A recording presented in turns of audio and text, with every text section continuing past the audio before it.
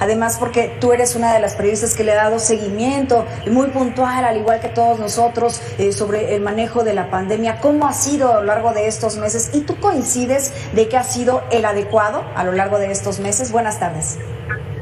Gracias, Michi Cordero, a tu público, muy buenas tardes, gracias por esta invitación a analizar este tema. Pues mira, Michi, la verdad es que yo creo que sí nos llamó a todos la atención pues esta declaración del presidente, que bueno, nos llama la atención en el sentido de pues los datos que tenemos a nivel mundial de México y su actuación respecto a la pandemia. Pero bueno, sabemos que al presidente le es difícil aceptar errores tanto de él como de su gabinete, ¿no? Pero mira, justamente para entender un poco a qué va mi señalamiento, pues solamente mencionar que México ocupa el lugar número 15 a nivel mundial de países con más casos de COVID-19, el cuarto país del mundo con más muertes.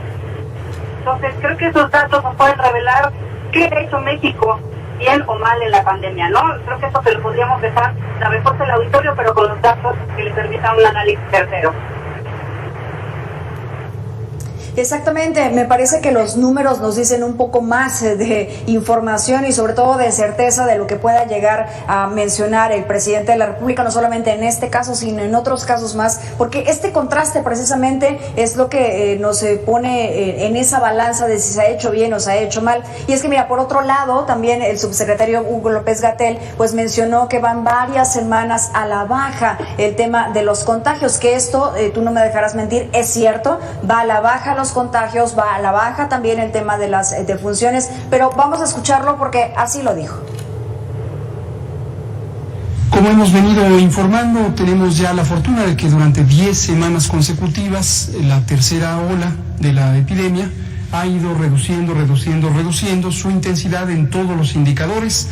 En la gráfica lo que vemos ahora es los casos estimados y vemos que esta reducción cada una de las semanas se ha mantenido en cantidades importantes. En la más reciente, que es la comparación entre la semana 40 y la 39, redujimos 30% al inicio de la semana y es el tramo de reducción más sostenido que hemos tenido desde el inicio de la epidemia. Solamente el 1% de los casos son activos, todo lo demás es la cuenta histórica de las personas que fueron enfermas pero se han recuperado o desafortunadamente han perdido la vida. Son 10 semanas consecutivas lo que dice el subsecretario Hugo López-Gatell. ¿Qué opinas, Marta? Fíjate, Mitzi, espero que ya me escuchen mejor, una disculpa al auditorio. Fíjate que a mí me llama la atención, sí es cierto, hay que decir, es cierto que ha bajado el número de contagios en nuestro país. Me gustaría que nos enfocáramos un poco en el tema de las defunciones, que si las comparamos con los picos más altos de la pandemia, evidentemente estamos viendo una reducción, pero yo le preguntaría al auditorio y le preguntaría a cualquier experto de salud que pudiera tener apertura y sensibilidad respecto a los fallecimientos de los mexicanos, es si podemos decirnos satisfechos con el manejo de una pandemia en donde han muerto en la última semana alrededor de 500 a 700 personas en promedio diarios. Si bien en lunes y martes tenemos un descenso en el número de muertes por el subregistro que existe de que las dependencias estatales se tardan en mandar la información, pues si nos fijamos en las cifras de miércoles, jueves y viernes de la semana pasada, no bajamos de 500 fallecimientos. Entonces, a mí me llama la atención eso. Y también decir, México es uno de los países que tuvo una tercera ola, pues ahora sí que de las más largas que existieron a nivel mundial. Tenemos una tercera ola que duró prácticamente de febrero a octubre en nuestro país. Entonces, eso nos habla de una ineficiencia en el manejo y no solamente en el control de la pandemia, sino también de la mitigación de la mortalidad, sino también en el evitar pues el tema de los contagios, un tema que nos ha criticado la propia Organización Mundial de la Salud. Entonces, el tema del manejo de datos me parece que es en lo que tendríamos que centrarnos, Mitzi, porque a veces el señalar omisiones o negligencias de esto del gobierno pudiera prestarse a un asunto político o de golpeteo político, pero si nos centramos en los datos, en los verdaderos datos y en los datos internacionales, la verdad es que México y sus autoridades sanitarias no quedan nada bien paradas. Sí, justamente cuando veíamos las gráficas, Marta, a lo largo de todos estos meses, con lo que se mencionaba que fue el periodo de la primera ola, después la segunda y después la tercera, veíamos cifras mucho más altas de las que ocurrieron al principio, por lo menos en México así ocurrió, más altas tanto de contagios como de defunciones. Esto que acabas de decir también es una de las cosas clave. Ahora, recordemos también que estas son cifras de datos abiertos, datos públicos por parte de la Secretaría de Salud, pero hay otra cifra negra que todavía se encuentra allí, que no ha sido aportada a aquellas personas que o no se hicieron una prueba o no fallecieron en un hospital público, que fallecieron en sus hogares o que también tuvieron algún tipo de síntoma diferente y que no fueron catalogados como COVID-19. Que este es un tema que no sé si recuerdan su auditorio, seguramente tú como periodista lo recuerdas, fue una polémica muy importante para el subsecretario Gatell cuando hablaba de este modelo centinela de cálculo de fallecimientos, porque exactamente el subregistro que pudiera existir, el tema de que mucho únicamente, ¿no?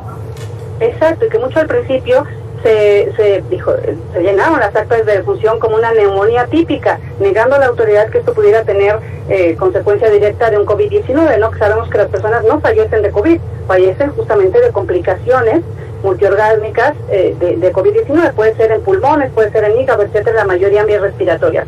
Pero eso se tardó nuestra autoridad en reconocerlo y eso habla de un subregistro. Y que después quedó muy claro con los propios datos también del gobierno federal y de las instituciones como el INEGI y la Secretaría de Salud, etcétera, del exceso de mortalidad en México, de mortandad, en donde el exceso en México a raíz de la pandemia es casi del 50-60%, entonces eso nos habla de cómo la pandemia realmente se llevó muchos más mexicanos de los que la autoridad reconoce oficialmente, ¿no? Ahora, ¿qué pasa con el regreso a clases que se dio ya hace varias semanas? Con las cifras que está aportando, muchos esperábamos este repunte de contagios en las aulas, situación que no se ha podido ser visible, todavía no, pero también las consecuencias que se ha tenido con estas clases a distancia que no han sido de mejor calidad. De por sí el sistema educativo en nuestro país no era ni sigue sin ser de los mejores a nivel mundial, y ahora precisamente en el tema educativo pues todavía seguimos quedando rezagados. En este caso nos lo dijo Marco Fernández, investigador asociado de México Evalúa, que está muy preocupado de esta situación. Si te parece bien, Marta, vamos a escucharlo. También señalaba, Marta, que el presupuesto 2022 retrata que no solo se está vislumbrando la crisis en materia educativa, sino que se tiene en el país. Escuchemos. Hola. Y es que, Marta, seguramente tú consideras conmigo que una de las cosas que vino a hacer la pandemia fue a evidenciar estas desigualdades en educación, en salud, por supuesto, en primer lugar, porque investigaciones del doctor Rodríguez Bringas, que decía las personas que fueron más afectadas por esta pandemia son aquellas con un nivel socioeconómico bajo, con un nivel educativo también bajo, aquellos que fallecieron más, y esa situación que se viene arrastrando, sí, desde hace muchos años, un sistema de salud y educativo pues muy deplorable, muy abandonado, pero ahora pareciera que tampoco se le está dando la importancia adecuada, sobre todo en cuestiones de presupuesto. Fíjate, Mitzi, que sí, evidentemente coincido. En el tema de educación, por ejemplo, habíamos sido un país muy señalado en materia de rezago educativo, con esta prueba PISA, la evaluación de la organización de la OCDE, que nos coloca en un nivel de los más bajos de los países que integran esta organización. Y que bueno, eso lo sabíamos y había muy poca atención en eso, calificando estos organismos como elitistas y como de alguna forma sesgados políticamente, pero que finalmente con esta pandemia justamente salió a la luz esa serie de desigualdades que en México existen y persisten. La verdad es que este tema del rezago educativo se nos vino a agravar, no solamente evidenciar con la pandemia, sino se vino a agravar. ¿Por qué digo esto? Porque esos niños que no tenían acceso, por ejemplo, el Aprende en Casa se presentó como una solución sin realmente pensar en cuál era la realidad de México en las comunidades más alejadas, por ejemplo, que algunas ni siquiera tienen luz. ¿Cómo van a tener internet? ¿Cómo van a tener una computadora o un teléfono para poder accesar, ¿no? Entonces, me parece que a veces tenemos como gobierno e incluso también como sociedad una visión muy centralista de lo que son las realidades del país. Yo insisto mucho, lo digo mucho, México tiene muchos Méxicos y creo que las estrategias tanto federales como las políticas públicas tienen que ir encaminadas a las diferentes realidades que tiene nuestro país. porque no es lo mismo una comunidad alejada de Chiapas que lo que es una comunidad alejada de Hidalgo o una comunidad alejada de Guerrero. Pueden ser las tres comunidades rurales, pero con realidades completamente diferentes. En materia de salud, a mí me duele leer que el 40% de los ingresos de una familia se fueron en esta pandemia en medicina. Esto que nos habla de que ese derecho constitucional que tenemos los mexicanos y que debería estar garantizado especialmente para los más vulnerables es violentada constantemente. Una familia que apenas tiene para comer gastar el 40% de sus ingresos en la salud y que lamentablemente no le alcanzó porque muchas de las personas que integran sus familias fallecieron, y esa cifra que está a punto de llegar a los 300,000 fallecidos mexicanos, a mí me duele de manera importante. Y mira, me gustaría centrarme también en un tema que no hemos tocado, no sé si me estoy saliendo un poquito, por el tema de la vacunación. Nos presumen casi semanalmente, Marcelo Ebrard da las cifras de las vacunas que hemos comprado y el presidente hablaba el otro día del porcentaje de mexicanos que se han vacunado. Ellos se centran en mexicanos que han recibido por lo menos una dosis. Un asunto tramposo porque la mayoría de las vacunas que se están aplicando en México requieren 2 dosis. Entonces estaríamos tirando a la basura si no se cumplen esas segundas dosis. El promedio de vacunación nacional justamente con 2 dosis es de 34, con el porcentaje, 34.26% de los mexicanos tienen 2 vacunas. Eso nos habla de una estrategia de vacunación lenta y justamente es una cifra que relató la UNESCO. Estamos abajo del promedio de la región. Cuando se presumía que México era de los países con más alto índice de vacunación, la UNESCO nos da con la puerta en la cara y nos dice, no, están entre los más bajos.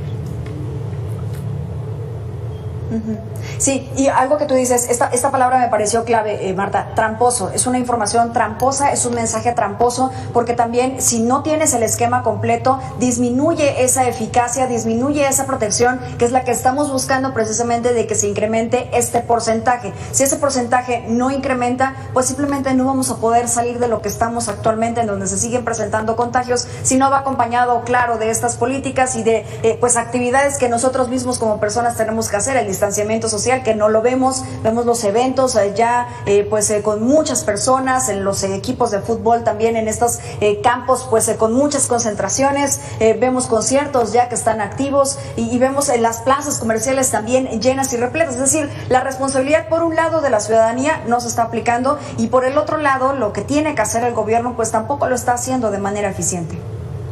Fíjate que no, lo que pasa es que yo pienso en esto, a lo mejor no es estigmatizar ni tampoco discriminar a la población mexicana vulnerable, simplemente de verdad ajustarnos a lo que es su realidad. A veces en el gobierno, en estas mañaneras, nos dicen lo que el pueblo quisiera oír. ¿Qué quieren oír los mexicanos? Pues que la mayoría ya está vacunado. El asunto es que muchas veces no tenemos la capacidad de análisis, o la verdad es que a lo mejor ni siquiera tiene todos los datos la gente para poder refutar esos datos o esa información que les dan en las mañaneras o en los informes de gobierno, etcétera. Si a mí me dicen el 70% de las personas están vacunadas y yo no tengo otros datos, se los creo al gobierno federal. Si a mí el gobierno capitalino o el gobierno de mi estado me dice, oigan, nos están bajando las cifras, a partir de tal estamos ya en amarillo, etcétera, aunque se haya dicho desde hace mucho que el semáforo ya es irrelevante, seguimos creyendo en ese semáforo. Y si la autoridad dice a partir de la siguiente semana tendremos eventos masivos y la próxima semana ya podemos salir, etcétera, pues la gente lamentablemente sale. Y si el presidente, y hemos insistido 2 años con eso, si el presidente no usa cubrebocas, si Fernández Noroña se sigue paseando reclamando en el aeropuerto que tiene derecho a no usar cubrebocas cuando es un legislador, pues ¿qué esperamos de la gente de a pie que lamentablemente no tiene educación ni a veces capacidad de discernimiento? Así es, completamente de acuerdo. Marta Reyes, muchas gracias por esos minutos aquí en Mega Noticias, siempre es un placer escucharte. Al contrario, un abrazo a todos, un saludo y buenas tardes. Gracias a ti, analista de Mega Noticias. Hagamos una pausa y regresamos con más.